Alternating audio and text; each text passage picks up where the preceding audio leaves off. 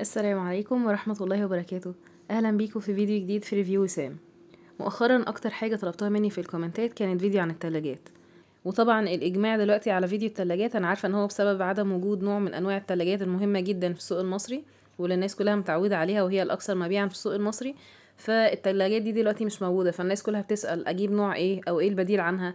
فهنحاول في فيديو النهاردة إن شاء الله إن احنا نعرض بدايل عن التلاجة دي، وكمان نتكلم عن التلاجة بشكل عام وناخد بالنا من إيه واحنا رايحين نجيب التلاجة. طيب في فيديو النهاردة هنتكلم عن ايه؟ ملخصنا لفيديو النهاردة هو 4 نقط. النقطة الأولى هنتكلم فيها عن معايير اختيارنا للتلاجة وإيه النقط اللي ناخد بالنا منها أو الحاجات الأساسية اللي ناخد بالنا منها وإحنا نازلين نشتري التلاجة. النقطة التانية هتكون ترشيحات لأفضل أنواع التلاجات في الفئات السعرية المختلفة. طبعا كلنا عارفين دلوقتي إن أسعار التلاجات عدت خالص خالص خالص يعني، فهنحاول إن احنا نعرض تلاجات أو نرشح تلاجات كويسة في فئات سعرية مختلفة عشان تناسب ظروف كل الناس اللي بتسمع الفيديو.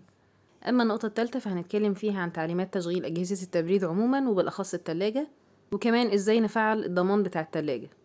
والنقطة الرابعة والأخيرة هنتكلم فيها عن إزاي أختار المقاس المناسب من التلاجة اللي هتناسب عدد أفراد أسرتي. ودايما لما بنروح أي معرض بتاع تلاجات دايما بتلاقوا التلاجة مكتوب عليها باللتر، فإزاي نحسب اللتر ده يساوي كام قدم. دي كده كل النقط اللي هنتكلم فيها إن شاء الله في فيديو النهاردة. لو حاسه ان كلامنا في النقط دي ممكن يفيدك فياريت تكملي معانا الفيديو للاخر. وبعد ما تخلصي الفيديو يا ريت كمان ما تنسيش تقولي لي رايك في كومنت، سواء بقى عجبك فتعملي لي لايك وتقولي لي في كومنت عجبك ليه، ولو ما عجبكيش كمان اعملي لي ديسلايك وقولي لي في كومنت ما عجبكيش ليه عشان نحاول نتفادى الاخطاء دي في الفيديوهات الجايه. يلا بينا نشوف التلاجة. قبل ما نبدا في الكلام عن معايير اختيارنا للتلاجة في نقطتين مهمين جدا عايزين نتفق عليهم. خلاص انت قررتي ان انت نازله تشتري التلاجة، عايزاكي بقى تحددي حاجتين. اول حاجه عايزاكي تحددي فئه سعريه معينه للتلاجة اللي انت ناويه تجيبيها. يعني مثلا أنا محددة 20,000 للتلاجة، أنا محددة 10,000 للتلاجة، أنا محددة 60,000 للتلاجة. هيفرق معاكي جدا وقت الشراء لما تكوني محددة الفئة السعرية بتاعتك. الحاجة التانية، حددي شكل التلاجة اللي انتي محتاجاها. والله انتي محتاجاها تكون تلاجة بس بدون فريزر، محتاجاها تكون تلاجة بفريزر، طيب عايزاها فريزر علوي ولا فريزر سفلي، طيب انتي عايزة تلاجة سايد باي سايد أو دور ان دور. ده كله هيتحدد حسب احتياجك وحسب أولوياتك أو حسب تعودك انتي متعودة تستخدمي ايه. النقط دي بقى لما تحدديها كويس قبل ما تنزلي تشتري التلاجة هتوفر عليكي تقريبا نص الوقت بتاع الحيرة بين الأنواع، اشتري دي ولا اشتري دي.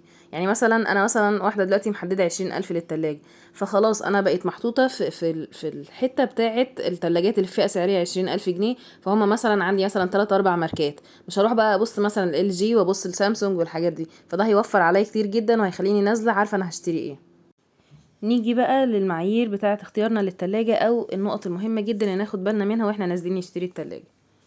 النقطة الأولى والأهم واللي هتلاقوها دايما في كل الفيديوهات بتاعتي الخاصة بالأجهزة المعمرة، يعني تلاجة، بوتاجاز، غسالة، أي جهاز معمر في البيت هتلاقوا عندي النقطة دي هي رقم 1 في المعايير، وهي إن احنا نختار ماركة كويسة ومعروفة. واحب هنا برضو ان انا اوضح حاجة، ان ماركة كويسة ومعروفة في التلاجات مش اي ماركة كويسة بس. يعني مثلا انا عندي ماركة اسمها اكس كويسة جدا في البوتاجازات، بس مش شرط ماركة اكس دي تكون كويسة في التلاجات. فانا عايزة انزل اشتري ماركة تلاجة كويسة، الماركة دي تكون معروفة ان هي كويسة في التلاجة بتاعتها، قطع الغيار بتاعتها متوفرة، الصيانة بتاعتها متوفرة. لو في عندي اي عطل فخدمات ما بعد البيع عندي كويسة في الشركة دي، فدي حاجة كويسة جدا وحاجة مهمة جدا ان احنا نشوفها واحنا رايحين نشتري التلاجة. حاجة كمان خدوا بالكم منها بخصوص موضوع الماركة، انا دايما بحب ان الاجهزه المعمره في البيت بلاش اجيب منها ماركه تكون لسه نازله سوق جديد. نازله سوق جديد دي يعني بيجربوها، نازلين يشوفوا اراء العملاء فيها، هل هيظهر فيها عيب، فيها مشكله، فيبداوا ان هم يحلوا المشكله دي او يتعاملوا مع المشكله دي بعد كده. فانا ما احبش ابدا ان انا جازف جهاز يكون من الاجهزه المعمره في البيت واروح اجيب ماركه جديده. خلينا في الماركات المتعارف عليها والمعروف ان هي في التلاجات، زي ما قلنا في التلاجات هي ماركه كويسه جدا. دي كده أول حاجة بالنسبة لمعايير اختيارنا للتلاجة. النقطة التانية في المعايير نبدأ بقى نبص للتلاجة واحدة واحدة كده ونشوف التلاجة بتاعتنا مواصفاتها ايه. هنبص على حاجة اسمها بطاقة كفاءة الطاقة. بطاقة كفاءة الطاقة دي زي الموجودة عندكم في الصورة كده، بتكون موجودة على أي تلاجة، ودي بتبين استهلاك التلاجة ديت للطاقة قد ايه أو استهلاكها للكهرباء قد ايه مقابل كفاءتها. فعندنا زي ما احنا شايفين من حرف A لحد حرف E، ومكتوب عند حرف A ان ده أعلى كفاءة وأقل استهلاك للكهرباء، ومكتوب عند حرف الاي تحت ان ده اقل كفاءة واعلى استهلاك للكهرباء. نفهم من كده ايه؟ ان احنا كل ما كنا ناحية الاي كل ما كان افضل. يعني لو جبنا تلاجة في فئة ال A فده حاجة كويسة جدا، لو جبناها B فهتبقى أقل من ال A، لو جبناها C أقل من الاتنين، وهكذا لحد ما نوصل عند أقل حاجة خالص ال A. يا ريت بقى ما تهملوش موضوع بطاقة كفاءة الطاقة ده وانتوا رايحين تشتروا التلاجة، وبالأخص في الفترة دي اللي احنا كلنا بنعاني فيها من الكهرباء ومشاكل الكهرباء وارتفاع أسعار فواتير الكهرباء، فكل ما جبنا جهاز يوفر لنا في الكهرباء كل ما كان أحسن. 3. بصي على المقبض بتاع باب التلاجة. احنا عايزين المقبض بتاعنا يكون مقبض محمل يستحمل، خصوصا في الفترة الأولانية التلاجة بيكون الجوان بتاع الباب بتاعها ده جامد شوية، فمحتاجة يعني مقبض باب يكون كويس ومتين ومحمل. طيب انا بفضل نوعين، يا اما هنجيب المقبض اللي هو الستانلس البارز ده العادي، او المقبض البلت ان. بصراحة البلت ان شكله اشيك، لكن في التنظيف مش عملي قوي زي المقبض الستانلس اللي هو الخارجي ده، فتختاري انت انهي بقى. هما الاتنين كويسين والاتنين عمليين جدا، بس انت اختاري بقى الحاجة اللي هتكون انسب بالنسبة لك. 4. افتحي التلاجة بقى وبصي على الارفف بتاعتها، هل الارفف بتاعتها محملة ولا لا. طبعا افضل ارفف للتلاجة هي الارفف الازاز، البلاستيك مهما كان نوعها برضو بتتكسر وما بتستحملش قوي، فافضل حاجة هي الازاز. فنشوف هل الازاز بتاعها محمل ونوعيته كويسة ولا لا. 5. بصي برضو على التلاجة وعلى الفريزر، لو التلاجة يعني فيها فريزر فنبص على التقسيمة الداخلية بتاعة التلاجة من جوه، هل التلاجة من جوه فيها إمكانية لتعديل الأرفف زي ما انت هتحتاجي زي استخدامك انتي، ولا مش هتكون مناسبة بالنسبة لك. لأن في بعض التلاجات مثلا بيكون الأرفف بتاعتها قريبة جدا من بعض ومفيش إمكانية ان أنا أبعد الرف للمكان اللي أنا حباه، فكل ما كان في إمكانية تعديل مكان الرف أكتر كل ما ده كان حاجة عملية أكتر في التلاجة. 6. شوفي التلاجة بتاعتك فيها إضاءة في الفريزر ولا لأ. طبعا كل التلاجات تقريبا فيها إضاءة في التلاجة من تحت، فلو انت هتجيبي التلاجة بتاعتك فيها فريزر فشوفي الفريزر فيه إضاءة ولا لأ. على فكرة وجود الإضاءة في الفريزر حاجة مهمة جدا، يعني أنا عندي التلاجة بتاعتي التلاجة من تحت فيها إضاءة بس الفريزر مفهوش، وعندي ديب فريزر منفصل الديب فريزر فيه إضاءة، فالموضوع مختلف تماما لما يكون الفريزر نفسه فيه النور بتاعه، غير لما يكون مثلا أنا منورة نور المطبخ. لا، النور هنا متسلط على الحاجه اللي جوه الفريزر، فانا شايفه انا باخد ايه، شايفه ايه المحتويات الموجوده جوه الفريزر. فالمفروض موضوع الاضاءه في الفريزر دي تكون حاجه من الاساسيات بتاعه التلاجة مش حاجه من الفرعيات. 7. في شكوى كده بتكون مشتركه دايما بين كل الناس ان الاكل في التلاجة بياخد ريحه من بعض او بيلقط ريحه من بعض، فحلا للموضوع ده من الافضل ان التلاجة بتاعتك يكون فيها بلازما او خاصيه البلازما او حاجه اسمها بلازما ايونايزر.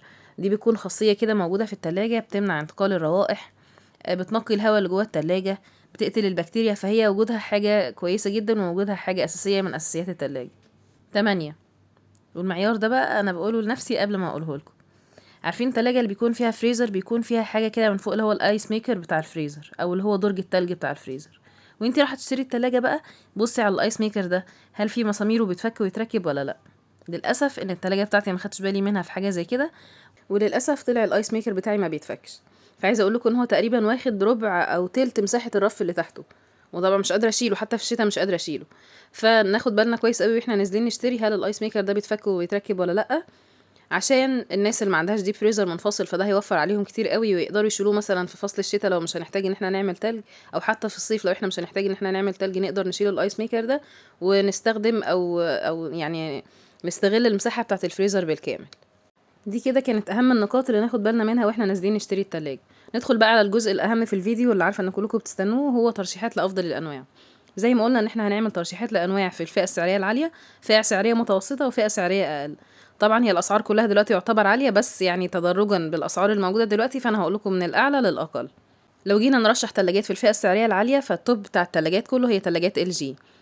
طيب يا وسام، في من ال جي تصنيع كوري وتصنيع اندونيسي وتصنيع مصري، نجيب ايه؟ هقولهم لكم بالترتيب كده طبعا من الاحسن للاقل، ولكن كلهم برضو يظلوا كويسين، حتى اقل حاجه فيهم برضو كويسه جدا. اول حاجه ال جي الكوري، وبعد كده الاندونيسي، واقل حاجه فيهم المصري. وزي ما قلت لكم ان برضو كلهم كفاءتهم كويسه جدا، لكن يعيبهم ان سعرهم عالي شويه عشان كده احنا حاطينها في الفئه السعريه العاليه، لكن هي كتلاجات هي تلاجات ممتازه جدا. ننزل للفئه السعريه المتوسطه.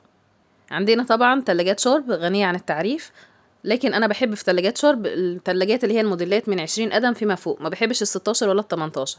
اولا ال16 وال18 دول بيكونوا انتاج مصري، الخامات بتاعتهم بتكون مش قد كده، يعني مش زي ال20 وهكذا، لان من اول 20 فيما فوق بيكون كلها مستوردة، فالخامات بتاعتهم بتكون مش زي ال20 فيما فوق. ثانيا بحس ان اللي هي التلاجات ال16 وال18 بتاعت شارب بتكون كنزة شوية ضيقة شوية، من اول ال20 بتحسي لا في اختلاف في المساحات وفي اختلاف في التقسيمه بتاعه التلاجة، فبيكون افضل. فاحنا لو يعني متاح قدامنا ان احنا نجيب شارب 20 قدم فيما فوق، فده حاجه كويسه جدا. طيب شارب مش موجوده، نعمل ايه؟ البديل لشارب بقى ممكن نجيب تلاجات بيكو، او الحاجه المفاجاه للكل تلاجات وايت بوينت. عايزه اقول لكم ان تلاجات وايت بوينت تقريبا هي نفس تلاجات بيكو، الاتنين انتاج تركي. تلاجات ممتازة جدا، خاماتها حلوة جدا، التقسيمات من جوه حلوة جدا، التقنيات بتاعة التلاجة عالية ومع ذلك سعرها معقول جدا. فانا شايفة ان لو احنا نزلنا نشتري وعايزين حاجة في الفئة السعرية المتوسطة ومش لاقيين شرب، فانا برشح يعني لو انا نازلة اشتري انا هرشح لكم تلاجات وايت بوينت. طيب ننزل الفئة اللي بعدها على طول، عندنا التلاجات بتاعت فريش. على فكرة تلاجات فريش بقت كويسة جدا، غيروا خطوط الانتاج وبقت المنتجات بتاعتهم محترمة وفي تقنيات حلوة قوي في التلاجات. انا شخصيا عندي فريزر بتاع فريش وبقاله كذا سنة. المفروض ان الفريزر اقوى من التلاجة، يعني لو في مشكلة تظهر في الفريزر قبل ما تظهر في التلاجة، ومع ذلك الفريزر ما شاء الله بقاله كذا سنة، ما شاء الله ما شاء الله، ما ظهرش فيه اي عيب الحمد لله. فتلاجات فريش تعتبر من التلاجات الكويسة جدا دلوقتي في السوق المصري. واخر تلاجة هتكون معانا في ترشيحات النهارده هي تلاجات توشيبا. طبعا توشيبا اسم يعني غني عن التعريف. طيب ليه انا حطيتها في اخر حاجه؟ هي توشيبا كويسه كخامات وكسعر وكخدمات ما بعد البيع، لكن بحس الامكانيات بتاعه التلاجات المذكوره قبلها كلها اعلى منها. يعني ممكن بنفس الفئه السعريه بتاعه تلاجة توشيبا اروح اجيب تلاجة وايت بوينت، هتبقى امكانياتها اعلى، خاماتها اعلى، التقسيمه بتاعتها من جوه احسن. عشان كده انا خليت توشيبا في اخر حاجه، لكن هي برضو تلاجة كويسه جدا والفئه السعريه بتاعتها معقوله. خلاص كده عرفنا ايه هي الحاجات اللي ناخد بالنا منها واحنا نازلين نشتري التلاجة، وعرفنا ايه هي ترشيحات لافضل انواع التلاجات، وكل واحد طبعا نحدد الفئة السعرية بتاعته. طيب السؤال اللي بعد كده بقى، دايما لما بروح المعرض عشان اشتري التلاجة بلاقي التلاجة مكتوب عليها باللتر. طب اعرف ازاي اللتر ده يساوي كام قدم؟ خليني اقول لكم كده كل لتر بيساوي كام قدم. التلاجات اللي بيكون مكتوب عليها 340 لتر دي بتساوي 14 قدم، 384 لتر بتساوي 16 قدم، 450 لتر بتساوي 18 قدم، 540 لتر بتساوي 20 قدم، 690 لتر بتساوي 25 قدم. ممكن على فكرة في المعرض تلاقوا فيه مثلا فرق حاجة بسيطة في اللترات، ممكن مثلا 5 لتر مثلا، يعني مثلا بدل ما قلت 350 تبقى 360 تبقى 355 وهكذا. الفرق البسيط ده بس هي تساوي نفس القدم اللي انا قلته. قصدت ان انا اكتبها لكم كده على الشاشة عشان تاخدوها سكرين شوت لما تنزلوا المعرض، يبقى الموضوع بالنسبة لكم سهل ان انتوا تشوفوا كل لتر ده يساوي كام قدم. النقطة اللي بعد كده في فيديو النهاردة هي ازاي احدد مقاس التلاجة المناسب لعدد افراد اسرتي. هنحسبها ازاي؟ هنحسب ان كل فرد بيحتاج من 4 ل 6 لتر تقريبا. يعني مثلا لو احنا اسرة مكونة من 5 افراد، فهنضربها في المتوسط بتاع عدد اللترات اللي هو مثلا 5 لتر لكل فرد، فخمسة في 5 ب25، يعني المفروض ان احنا نجيب تلاجة 25 قدم. طبعا بالظروف والاسعار اللي احنا فيها دي كلها اصلا لو جبنا التلاجة 14 قدم هيبقى كويس، لكن هو ده المفروض، يعني دي الحاجه الستاندرد بتاعت المقاسات بتاعت التلاجات، هي بتتحسب كده. لكن برضو يظل ان كل اسره تجيب الحاجه المناسبه بالنسبه لها. احنا دلوقتي متوفر معانا فلوس ل20 قدم هنجيب 20 قدم، معانا فلوس ل16 قدم هنجيب 16 قدم، معانا فلوس ل25 قدم هنجيب 25 قدم. لكن زي ما قلت لكم كل ما كان اكبر كل ما كان افضل. والنقطة دي كمان بالأخص للعرايس اللي لسه بتجهز. في ناس تفكيرهم ان احنا خلاص انا دلوقتي احنا فردين فانا هجيب تلاجة صغيرة جدا وليكن مثلا 14 قدم. لا، العرايس اللي بتجهز اعرفي ان انتي سنة واتنين هتلاقي العيلة بتاعتك هتكبر، وقلنا التلاجة ده جهاز معمر في البيت فمش كل يوم هيتغير، خصوصا شايفين الاسعار كل يوم بتزيد كل يوم بتزيد. فالافضل ان احنا نجيب حاجة يعني في المتوسط، نعتبر مثلا ان اسرتنا 4 افراد ونعمل حسابنا ان احنا هنجيب تلاجة ل4 افراد. كل ما تكون الاجهزة المعمرة اكبر كل ما كان افضل. اخر نقطة في فيديو النهاردة هنتكلم فيها عن تعليمات تشغيل اجهزة التبريد وبالاخص التلاجة، وكمان ازاي نفعل الضمان بتاع التلاجة، هل الشركة بتيجي تفعله ولا ايه عشان ما نفقدش الضمان. خلينا نشوف اول حاجة ايه هي تعليمات تشغيل اجهزة التبريد وبالاخص التلاجة. اول حاجة احنا خلاص رحنا اخترنا التلاجة بتاعتنا في المعرض، والتلاجة اتنقلت لحد البيت وطلعت السلم وطلعت الشقة فوق. التلاجة دي فيها فريون، فالافضل ان كل اجهزة التبريد بعد الرجرجة وبعد الحركة اللي كانت فيها دي، ان التلاجة خلاص بعد ما اخترنا مكانها خلاص هنثبتها في مكانها لمدة من 4 ل8 ساعات، مش هنشغل التلاجة نهائي. بعد مرور من 4 ل8 ساعات هنبدأ ان احنا نفتح التلاجة، لكن برضو لسه مش هنشغلها، وهنبدأ هنا مرحلة التعقيم. هنعقم التلاجة بتاعتنا بمية وكربوناتو او مية وخل، ونبدأ ان احنا نعقم التلاجة وبعدين نقفلها تاني ونسيبها زي ما هي مش شغالة. بعد ساعتين كمان نبدأ ان احنا نشغل التلاجة وهي فاضية، وبعد مرور الساعتين هنبدأ ان احنا نحط الحاجات بتاعتنا في التلاجة بالتدريج. وعلى فكرة الطريقة دي هتديكي افضل كفاءة للتلاجة، هتديكي اطول عمر افتراضي للتلاجة. فحاولوا دايما لما تجيبوا اي جهاز ان احنا ناخد بس من وقتنا ربع ساعة نقرأ الكتالوج بتاع الجهاز ده، ايه هي تعليمات التشغيل، لو في مشكلة بتبقى المشكلة دي معناها ايه وهكذا. خدوا فكرة بس كده عن الكتالوج، هيفيدكم جدا في التعامل مع الأجهزة. طيب ضمان التلاجة بيتفعل ازاي؟ هل احنا بنشغلها لوحدنا وكده الضمان بيشتغل، ولا احنا بنتصل بالشركة تيجي تشغلها لنا؟ كل الأجهزة اللي ما بتحتاجش أي توصيلات بيكون الضمان بتاعها بيبدأ من تاريخ شراء الجهاز. يعني مثلا أنا اشتريت التلاجة بتاعتي في شهر أغسطس 23، فهيبدأ الضمان بتاعها من أغسطس 23. طيب يا أسامة، أنا اشتريتها من أغسطس 23 لكن أنا ما استخدمتهاش خالص إلا بعدها بسنة مثلا عشان كنت جايباها في جهازي. للأسف برضو إن الضمان بتاعها بيبدأ من تاريخ الشراء اللي موجود على الفاتورة بتاعت الشراء. فاحتفظوا كويس جدا بالفواتير بتاعت شراء أي جهاز بتشتروه، لأن الفواتير دي غالبا هتحتاجوها في أي جهاز ما بيحتاجش إن الشركة هي اللي تيجي تشغله. وبس كده كلامنا النهارده عن الثلاجات خلص. يا رب النهارده يكون الفيديو افادكم، يكون عجبكم، ويكون رد على كل استفساراتكم. لو عندكم اي اسئله تانية انا معاكم في الكومنتات، اسالوني هرد عليكم ان شاء الله. كمان ما تنسوش تقولوا لي عايزين الفيديو الجاي يكون عن ايه. واخيرا ما تنسوش تقولوا لي رايكم في الفيديو النهارده سواء بعجبكم او ما عجبكوش وليه. اشوفكم ان شاء الله في فيديو جديد. كنتم في ريفيو سام، والسلام عليكم.